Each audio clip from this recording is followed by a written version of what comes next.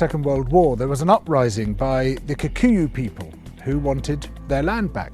The Kikuyu were herded into concentration camps and fortified villages, almost the entire population of over 1 million people. People were systematically tortured to death. They invented a new kind of pliers whose purpose was first to crush men's testicles and then to cut them off.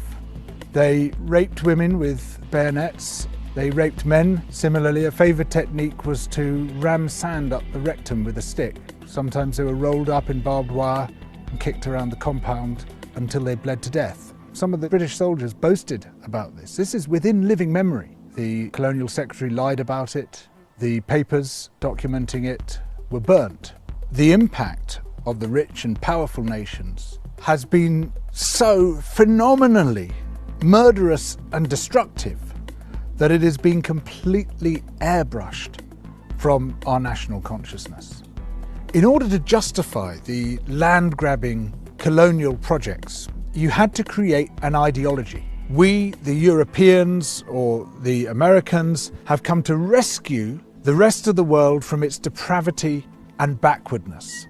But in order to do that, you have to be able to demonstrate that the rest of the world is depraved and backward. From this arose the racism that is still with us today.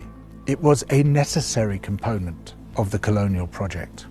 Some people might claim, well, okay, we broke a few eggs to make this omelette. It's as if all those human beings were eggs. But look at the omelette. Isn't it fantastic? Look, we've made this fantastic omelette. Forget about all that unpleasant stuff and let's just celebrate where we are.